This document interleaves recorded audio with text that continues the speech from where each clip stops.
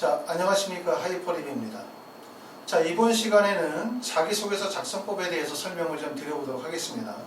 물론 이제 의치 한의대 자기소개서 작성법이라고 타이틀은 잡긴 했지만 의치 한의대를 제외한 인문계나 자연계, 요번에 9월 수시에 원서를 쓰시려고 하시는 분들 모든 분들이 좀 더 참고하시면 좀 도움이 될 거라는 생각이 듭니다.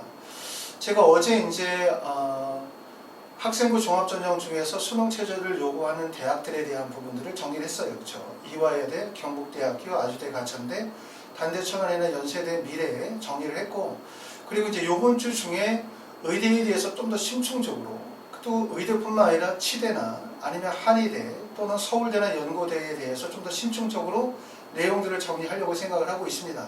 그럼 다음 주 되어지면 이제 대부분의 분들이 기말고사가 끝나기 때문에 본격적으로 이제 수시 준비를 하시기 때문에 그 전에 이제 여러분들이 좀 참고할 내용들을 좀 정리하면 좋겠다 싶어서 이제 정리를 하게 되었고요. 자기소개서는 제가 그 전에 이제 자기소개서 작성법에 대해서 1번 문항, 2번 문항 작성법에 대해서 설명을 올려드렸어요. 그렇죠?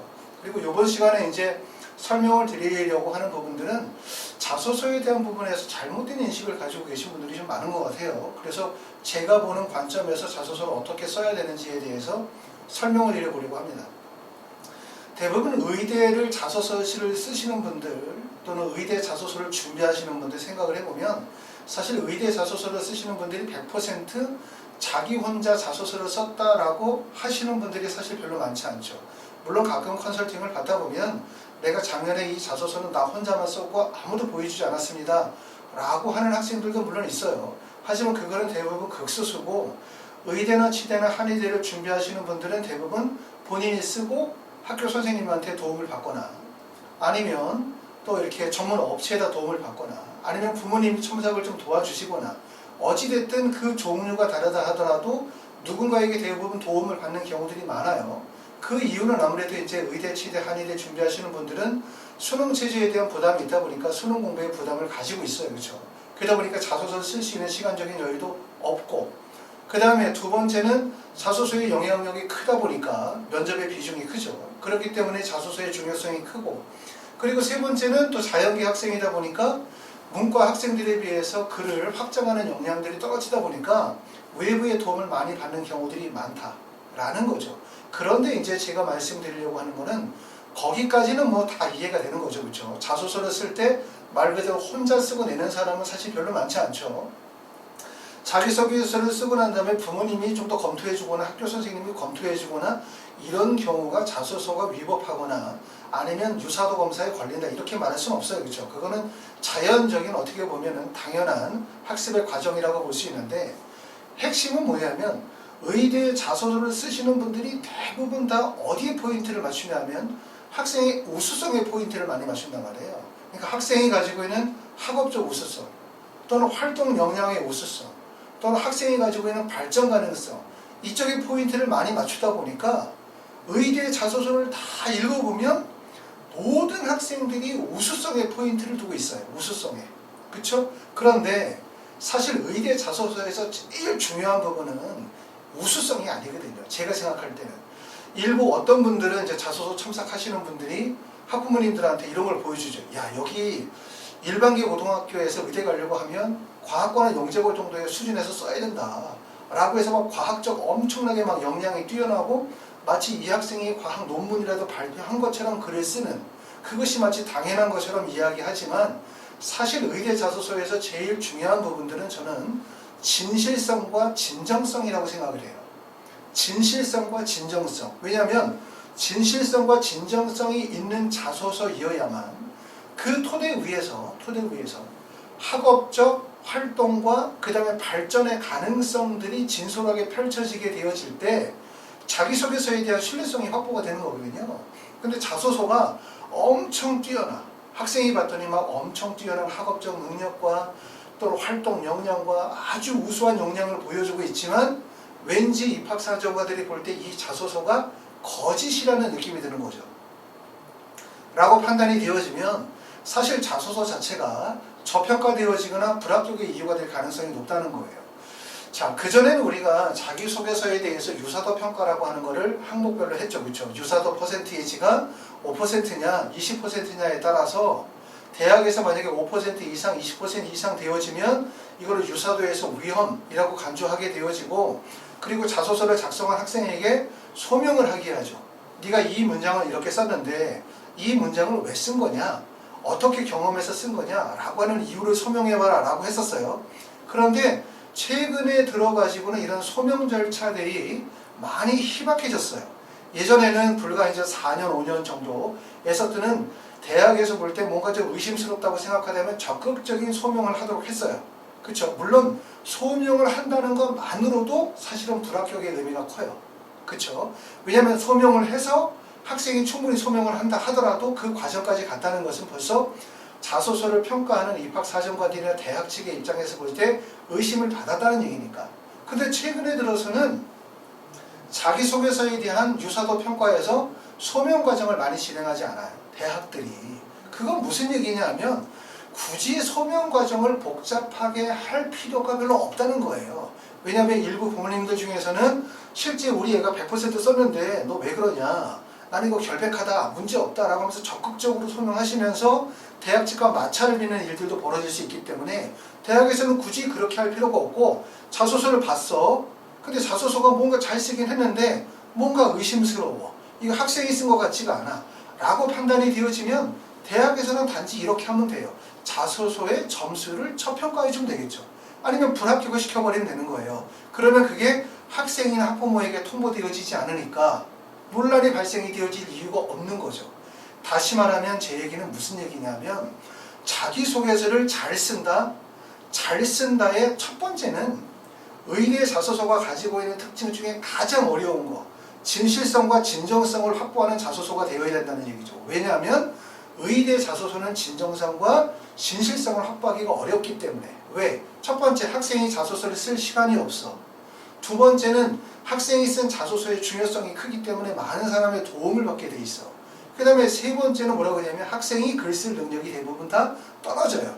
물론 자연계 학생들 중에서도 글을 아주 섬세하게 잘 쓰는 학생들도 있지만 일반적으로 문과나 사회계열의 학생들보다는 글 쓰는 능력이 떨어질 수밖에 없다는 게 보편적 인식이라면.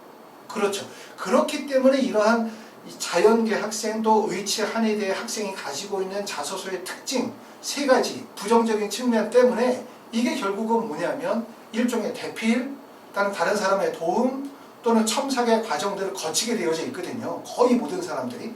그러다 보니까 결국 자소서의 진실성과 진정성이 드러나지 않는다는 문제가 생기고, 또 하나는 학생이 직접 써.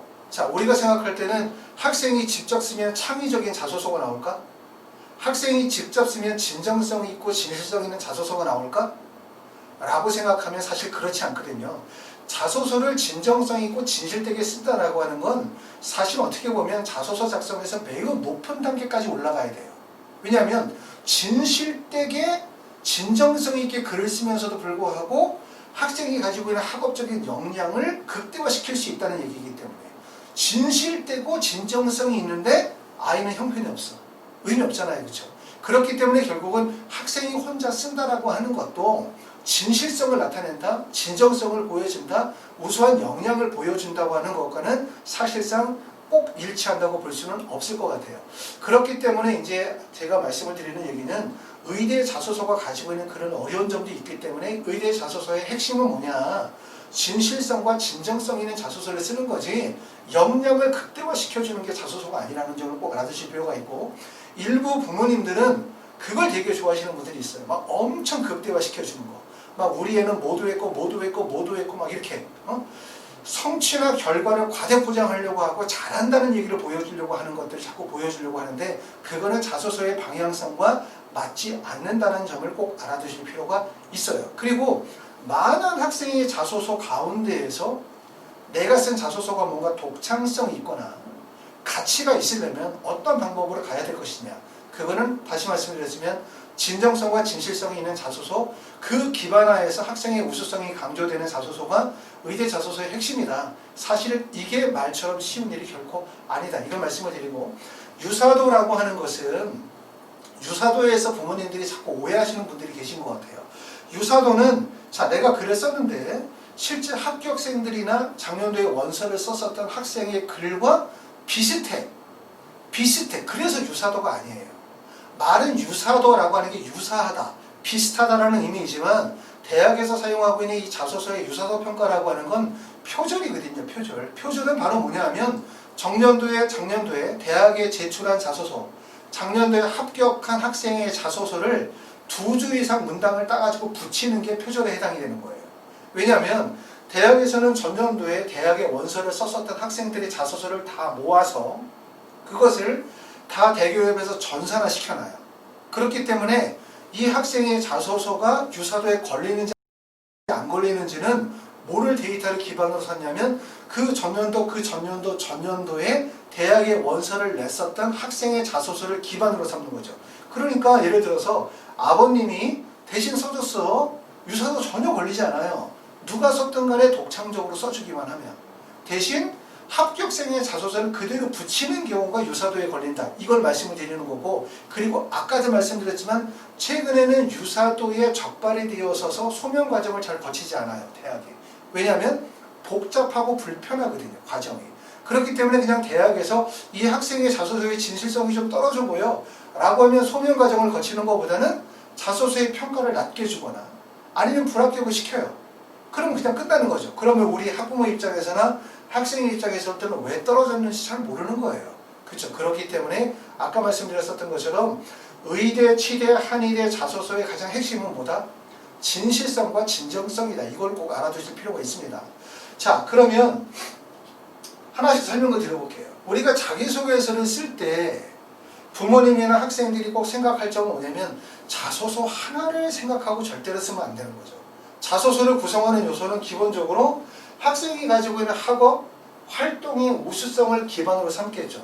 자소서 1번, 2번, 3번, 4번 또는 1번, 2번, 3번에 글을 쓰게 되어질 때 학생이 가지고 있는 학업의 활동의 우수성을 기반으로 쓰지만 이 하나만 가지고 쓰는 게 아니라 결국은 학교의 프로파일도 고려하셔야 돼요.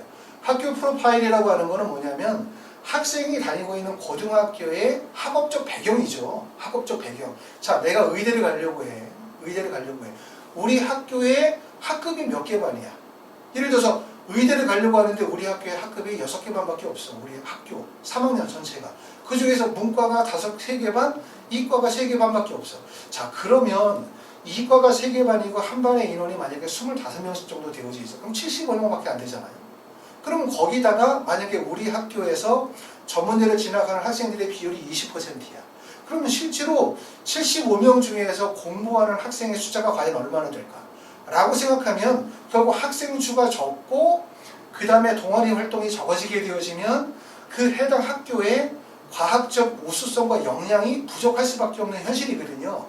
실제 그렇지 않다 하더라도 대학의 입학사정관들은 학교에 대한 부분들을 프로파일을 조사하게 되어지면 그 학교가 어느 정도의 학업적 역량과 과학적 심화 과정들을 진행하고 있는지 알 수 있어요.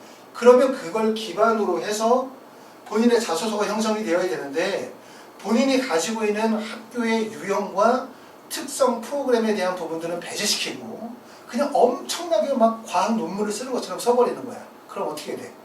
그렇게 되어지면 자소서에 대한 신뢰성이 의심을 받는단 말이에요. 그러니까 결국은 고등학교의 유형, 학교에서 진행하는 특색 프로그램, 고등학교의 학생부에 기재가 되어져 있는 동아리 활동의 내용, 세부 등기 특기사항의 깊이 이런 모든 내용들이 같이 자소서와 연결성이 맺어줘야 된다는 얘기죠. 그러니까 학교 프로파일에 나와 있는 학교에서 진행하는 특색 프로그램이라든가 학교에서 진행이 되어지는 자연계 교과목과 동아리 활동 또는 수상 경력, 세부 능력 특기사항들, 우리 학교의 특색 프로그램 등등등 전반을 고려할 때 예를 들어서 우리 학교가 가지고 있는 전체적인 과학적인 우수성, 자연계 교과의 우수성이 이만큼밖에 안 되는 거야. 다른 학교 이만큼 정도 되는데. 그럼 요만큼밖에 안 되니까 더 강조해서 써야지 라고 해서 과학 심화를 막 엄청 강조해서 쓴다 라고 하면 결과적으로 어떤 느낌을 받게 되냐면 자소서에 있는 사람이 그 자소서에 대해서 진실성을 이해하기가 어려워요. 그러니까 뭔가 허구적이거나 누군가 대신 써줬다라는 느낌을 받는다는 거죠. 의심을 받으면 불합격하는 거예요. 의심을 받지 않도록 글을 써야 된다는 얘기고, 그리고 요것 또한 중요한 게 뭐냐면 전형에 대한 부분을 반드시 이해하셔야 돼요. 그러니까 전형이 뭐냐면 서울대학교를 원서를 쓴다 하더라도 서울대학교에 지역균형 선발 전형이 있을 거고 서울대학교 일반 전형이 있을 거란 말이에요. 연세대학교 의대를 쓴다 하더라도 면접형에 쓰는 의대가 있을 거고 활동 우수형에 쓰는 경우가 있겠죠. 그 전형에 따라서 지원하는 학생들의 출신 고등학교와 유형이 다르겠죠. 그러면 거기에 맞춰서 써야 된다는 얘기죠. 다시 말해서 서울대학교 지역균형 선발 전형에 원서를 쓸 때는 대부분 지원하는 사람이 일반계 고등학교의 학교장 추천을 받은 교과 성적이 우수한 학생들.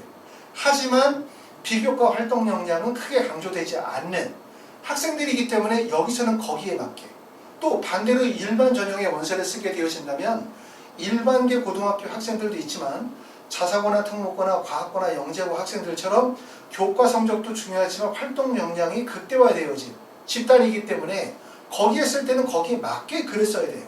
그러니까 글이 바뀌겠죠, 내용이. 그렇죠? 그렇기 때문에 자소서를 쓸 때는 첫 번째는 본인이 가지고 있는 학업 및 활동의 우수성이 무엇인지에 대한 부분을 객관적으로 판단한다. 첫 번째. 두 번째는 우리 학교가 가지고 있는 프로파일을 고려하셔야 돼요. 우리 학교가 가지고 있는 수학이나 과학교과에 대한 특별 프로그램, 창의적 체험 활동에 나와 있는 특별 프로그램이 무엇인지. 그 다음에 두 번째는 수상 경력에서 자연계 교과가 얼마나 강조되어지는지. 그 다음에 동아리에서 자연계 동아리가 얼마나 되는지. 또 동아리 활동 내용의 활동의 깊이가 얼마나 되는지. 또 내 학생부에 기재가 되어져 있는 세부능력 특기사항에 기재되어진 내용들의 깊이는 어느 정도가 되어지는지와 보고 그걸 맞춰야 된다는 얘기고, 그 다음에 또 하나는 지원하는 대학의 전형을 이해해야 돼요. 이 전형에는 실제 어떤 학생들이 원서 지원이 이루어지는지에 대한 부분을 이해해야 되기 때문에 결국 이런 것들을 다 이해하면서 자기소개서에 대한 설계 구조를 짜야 되기 때문에 결국은 입시, 자기소개서에 대한 일종의 컨설팅이 필요하다는 거예요. 자소서에 대한 컨설팅이. 보통 일반적으로 제가 이제 항상 강조하는데 저희 하이퍼리뷰에서도 처음에 자기소개서를 첨삭을 진행을 할 때 저희 이제 홈페이지 와서 보시면 아시겠지만 저희는 이제 학생부 종합전형, 수시전형이 아주 특화되어져 있고 학생부 전형 초기 단계에서부터 자소서에 대한 부분들을 데이터베이스를 구축해 왔어요. 그렇죠?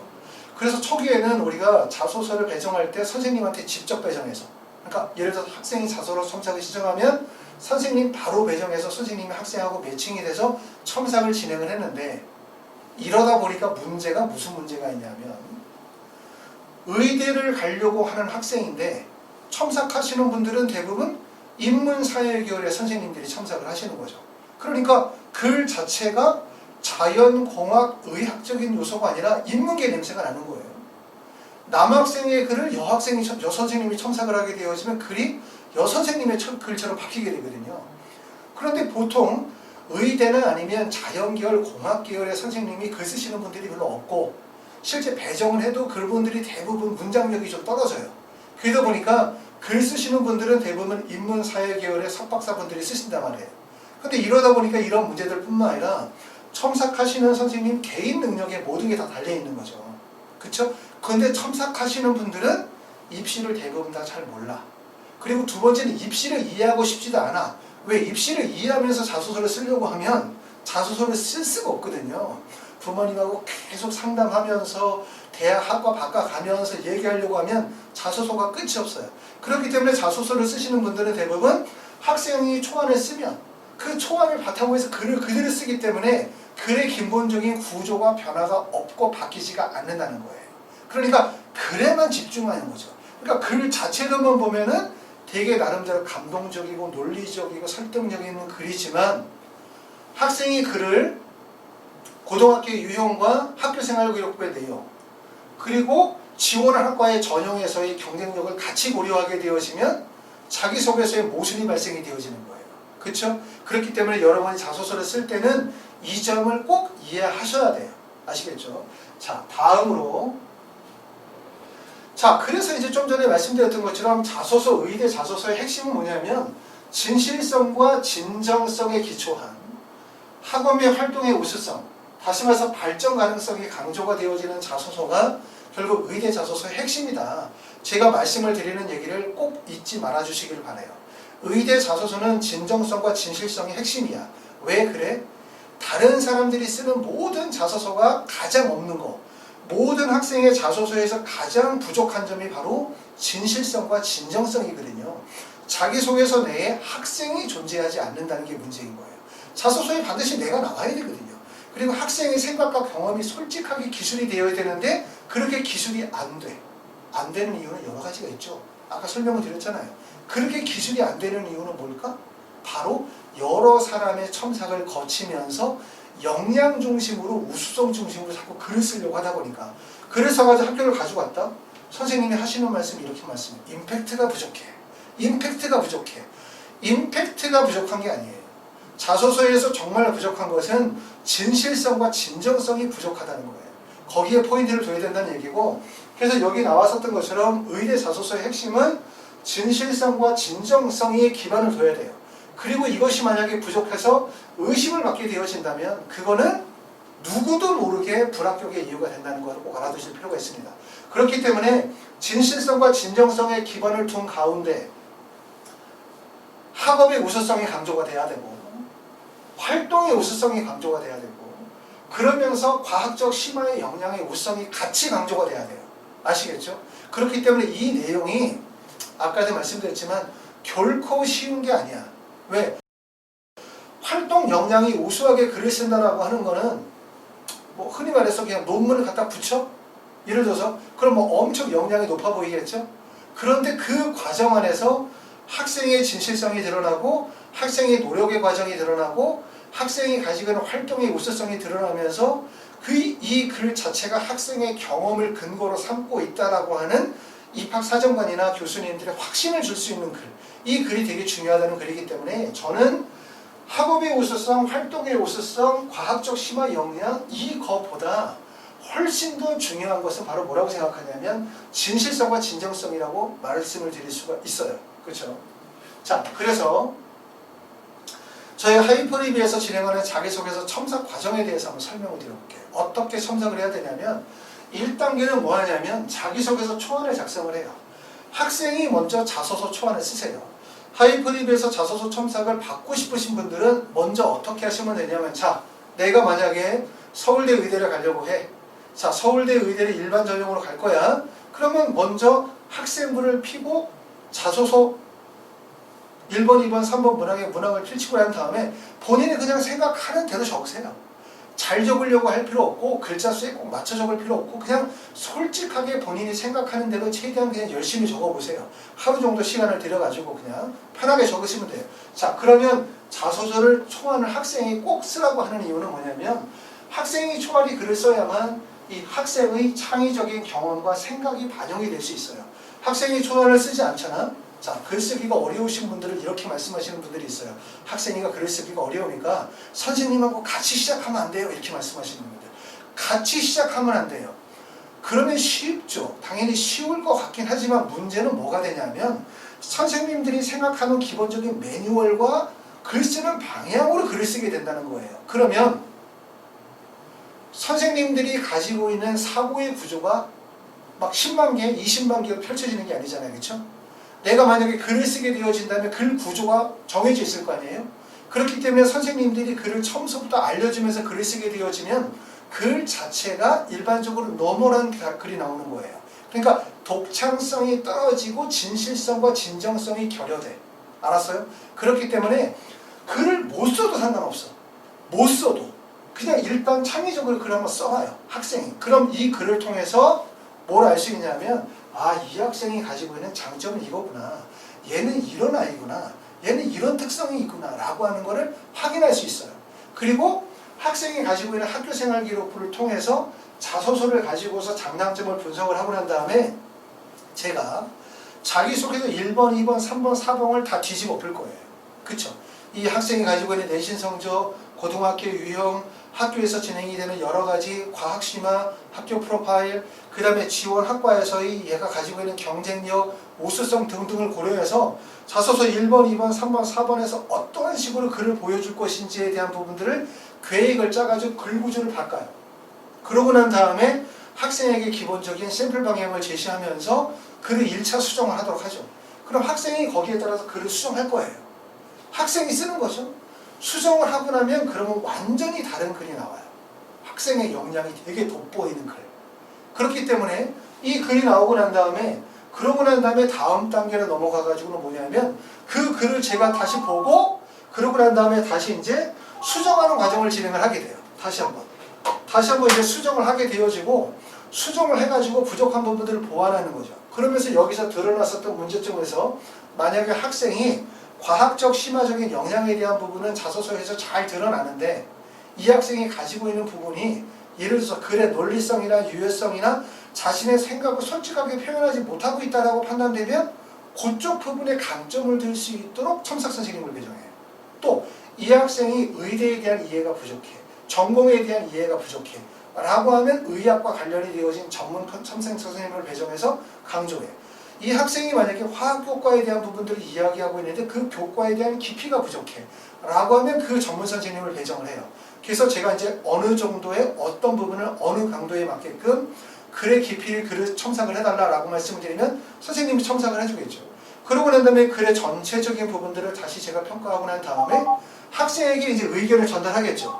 그러고 난 다음에 이제 다시 글 수정하는 과정들이 진행이 되는 거예요. 이런 식으로 이제 글이 진행이 되어지면 어떤 글이 나오게 되어지냐면 결국 학생의 역량이 극대화지는 자소서가 나오는 거예요. 그러면서도 이 자소서는 어떤 자소서? 학생이 직접 쓴 자소서가 돼요.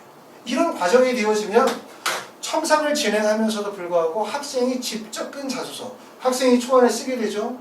그러고 난 다음에 구조 설계하고 난 다음에 학생이 또 다시 생각을 담아서 첨삭을 하죠. 학생의 생각은 최대한 살려가면서 학생이 부족한 부분에 대한 부분만 보완해 나가는 과정이 되어지고 자기소개서의 전체 과정은 제가 총괄해요. 그러면서 학생에게 부족한 부분에 대한 부분만 필요한 만큼의 취약한 부분만 축증적으로 보완하는 형태로 해서 첨삭 과정을 진행을 하는 거예요. 이렇게 첨삭을 진행을 하게 되어지면 첨삭의 두 가지 목적. 첫 번째, 학생의 진정성과 진실성에 기반을 둔. 그 다음에 학생이 가지고 있는 학업 및 활동의 역량, 발전 가능성이 돋보이는 자소서를 쓰기 위한 계획이에요. 부모님들이 아마 학생이 한번 생각을 해보세요. 자소서를 잘 쓰는 방법이 뭘까? 어떻게 하면 잘 쓰는 거지? 내가 혼자 열심히 쓰면 잘 쓰는 건가?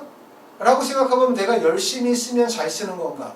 근데 내가 자소서를 얼마나 쓰고 있고 입시를 얼마나 알고 있으며 다른 사람의 자소서를 얼마나 읽어봤지? 라고 생각하면 사실은 본인이 자소서의 전문가가 될 수가 없어요. 그쵸, 맞죠? 그렇다고 해서 자소서를 첨삭 선생님한테 배정해. 그럼 첨삭 선생님이 모든 거를 완벽하게 해줄 수가 있을까? 라고 생각하면 안 된다는 거죠. 결국은 자소서에서 제일 중요한 부분들은 학생이 적극적으로 써야 돼요. 그리고 두 번째는 자소서 컨설팅이 필요해요. 설계 구조를 짜는 작업이. 그러고 난 다음에 꼭 필요한 부분만 보완하는 과정들이 진행이 돼야 돼요. 이렇게 진행하는 자소서의 첨삭 과정이 사실상 어떻게 보면 대학에서 판단할 때도 합리적인 자소서 첨삭 과정이라고 할 수 있어요. 왜? 학생이 처음부터 끝까지 직접 본인의 글을 써가는 과정일 뿐이고 단지 첨삭이라고 하는 것이 잘못된 방향에 대한 수정을 통해서 보완해 나가는 과정이기 때문에 라고 말씀을 드릴 수가 있습니다. 자, 그러면 우리가 자소서를 쓰시게 되었을 때 꼭 하지 말아야 되는 거 이 점, 우리가 어떻게 자소서를 써야 되는지에 대해서 간단하게 6가지만 얘기하고 이번 시간을 끝내겠습니다. 자소서를 쓸 때 첫 번째, 항상 제가 말씀을 드리지만 자소서는 일기가 아니다. 일기가 아니다. 자소서는 일기가 아니기 때문에 읽는 사람이 반드시 공감해야 된다는 사실을 꼭 명심하셔야 돼요. 자소서를 쓸 때 항상 말씀드리지만 앞에 입학사정관이나 교수님이 앉아있다고 생각해. 앉아있다고. 그러면서 내가 그분에게 나의 활동과 경험에 대한 부분들을 이해시켜 나가는 과정이 자소서의 작성 과정이라고 생각해야지 일방적으로 나의 생각을 전달하려고만 하지 마세요. 두 번째는 성취 결과보다는 노력의 과정에 중점을 둬야 된다. 이거 되게 중요한데 대부분의 학생들이 자소서, 다른 사람이 써준 자소서, 못 쓴 자소서, 부모님이 첨삭하는 자소서는 이렇게 그랬어요. 뭐뭐뭐에 흥미를 갖고 뭐뭐뭐를 조사해서 뭐뭐뭐를 알았다. 뭐뭐뭐에 호기심이 생겨 뭐뭐뭐를 조사하다가 뭐뭐뭐를 발표했다. 이 과정은 사실은 아주 성취 결과를 강조하기 위한 글수정 과정이고, 그리고 실제 이 과정에서 숨기고 있는 거죠. 뭘 숨기고 있냐면 본인의 노력의 과정과 본인의 학업의 과정을 숨기고 있어요. 이런 글들은 대부분 의심을 받을 가능성이 매우 높다는 거죠. 그러니까 성취 결과 중심의 글이 아니라 노력의 과정, 학생이 실제 어떻게 노력을 했는지, 내가 어떤 역할을 했는지에 대한 부분들이 전개가 되어야 된다. 이거 되게 중요한 거고, 세 번째는 대학의 입학처나 학과 속의 커리큘럼을 이용하는 건 좋지 않다고 말씀을 드렸어요.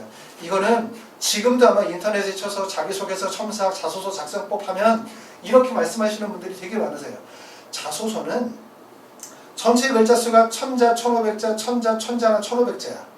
자, 그럼 그 글자 수 안에서는 많은 글자라고 생각하지만 내가 고등학교 때 다양한 활동과 경험을 한 사람들의 입장이라고 생각하면, 잠시만요, 이라고 생각하게 되면 그 작성 과정들이 사실 그렇게 글이 많은 게 아니거든요. 그렇기 때문에 글에서 나타나야 되는 부분은 어떤 부분이 나타나야 되냐면 나의 생각, 나의 경험, 나의 노력, 나의 성취 결과가 나와야지. 이렇게 입학처나 학과 커리큘럼에 글을 따서 붙인다는 것은 1000자의 글자 중에 200자나 300자를 갖다 붙여. 그 얘기는 무슨 얘기예요? 내가 그만큼 자신이 없다는 얘기예요. 아니면 다른 사람이 써줬다는 얘기예요. 본인의 역량이 우수하지 않다는 얘기죠. 그리고 이렇게 글을 쓰게 되면 어떤 글이 나와? 한 줄만 읽어도 뻔한 글이 나오는 거예요. 근데 모르시는 분들이 대학의 인재상에 맞는 글을 써야 된다. 도대체 대학의 인재상이 뭐야? 인재상이 나쁜 대학이 있어? 모든 대학의 인재상이 다 비슷해. 다 똑같아. 그쵸? 그 인재상에 맞춰서 글을 쓴다? 그럼 내가 인재상에 맞춰서 지금까지 살아왔나? 인재상의 특징은 뭐야? 라고 생각하면 모호한 말인 것 뿐이거든요. 그냥 다치 그거를 립서비스에 불과해요. 예를 들어서 연세대학교 의예과에 원서를 쓰는 학생이 이렇게 쓰는 거죠. 연세대학교는 세계 최고의 의과대학이며 뭐 동서양을 막론하고 뭐 어쩌고 저쩌고 막 엄청나게 막 연세대학교 의과대학 최고고 막 서울대보다 좋고 막 다 좋아. 막 엄청 나는 우리 아버지도 막 연세대를 나왔고 엄마도 나왔고 막 나도 꼭 가고 싶고 이런 얘기를 아무리 백날 한다 하더라도 대학에서 절대로 뽑아주지 않아요. 자기소개서는 항상 당당하고 자신감이 넘치며 확신이 있어야 되겠죠. 대학의 눈치를 보고 대학에 맞추려고 하고 대학을 따라가려고 하는 취향보다는 본인이 지금까지 걸어왔었던 길에서 확신과 신념이 있는 모습들을 보여주는 게 중요하다는 거예요. 그렇기 때문에 이렇게 이런 거 쓰지 말자. 그 다음에 네 번째는 활동의 경험이 특별한 것이 아니라 생각이 특별해야 된다. 이 점은 되게 중요한데 특히 우리가 글을 쓰게 되었을 때 글의 항상 모든 문장의 마지막은 배우고 느낀 점의 서술이거든요. 배우고 느낀 점. 그러니까 무슨 말이냐면 처음에 동기 나오고 글의 전개 과정이 나오고 마지막에 가면 글의 배우고 느낀 점이죠. 1번, 2번, 3번 문항의 마지막에 다 배우고 느낀 점인데 학생들이 가장 못 쓰는 부분 중에 하나가 배우고 느끼는 부분. 그 배우고 느낀 부분에서 생각이 드러나야 돼요. 자, 3번 문항을 예를 들어봐요. 3번 문항에 일반적으로 배려나는 협력관계를 나타내는 거니까 학생들이 대부분 많이 쓰는 게 학교에서 진행했었던 봉사활동을 진행했다든가 내가 또래 멘토링을 했다라든가 양로원 봉사를 했다라든가 동아리 활동을 했다든가 이걸 통해서 다른 학생에게 인성이나 가치관을 보여줄 수 있는 뭔가 배려나 나눔을 실천한 사례들을 얘기할 텐데 엄청 막 감동적인 얘기 하는 거죠. 그러고 난 다음에 마지막에 가면 다 이런 얘기지. 저는 이 봉사활동을 통하여 노인을 공경하고 뭐 보건 의료의 중요성을 깨달았었으며 이딴 소리를 계속하고 있는 거예요. 그러니까 배우고 느낀 점에 특징이 없잖아요. 결국은 제일 중요한 건 생각이거든요. 생각. 이 학생이 어떤 활동과 학업을 통해서 어떤 생각들이 드러나느냐에 대한 부분인데 자소서에 취약한 부분들이 바로 이 생각이다. 이걸 꼭 말씀을 드리고, 자, 그리고 6번에는 문항의 요구에 맞게 써야 된다.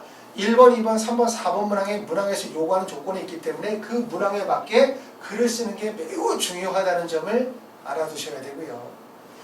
이 기본적으로 6가지 내용들은 우리가 자소서를 쓰면서 꼭 생각하실 필요가 있고 앞에 말씀드렸었던 내용에 대해서도 꼭 참고해 보실 필요가 있어요. 자, 여러분이 이제 자소서를 쓰게 돼. 그러면 이제 첫 번째 제일 먼저 해보는 방법 중에 하나는 합격생의 자소서를 먼저 읽어보는 거죠. 저희 하이퍼리뷰 홈페이지에 가면 엄청난 양의 합격생들의 다양한 자소서가 있어요. 의대를 가려고 한다고 해서 의대 자소서만 읽어볼 필요는 없어요. 의대 가려고 하지만 예를 들어서 기계공학과에 자소서 썼던 거 또는 예를 들어서 생명공학과에 자소서 썼던 거 다 읽어보실 수 있죠. 다른 학생들이 자소서를 읽어보면 느끼는 점들이 뭐냐면 아, 얘네 이렇게 썼구나. 얘는 이렇게 썼구나. 얘네 1번 문항에 이런 식으로 글을 썼구나. 배울 점들이 많아요. 또 그리고 의대에 합격한 학생의 자소서라고 해서 꼭 자소서가 좋은 게 아니라는 걸 꼭 알아두실 필요가 있어요. 왜냐하면 자소서가 좋다고 해서 붙는 건 아니니까.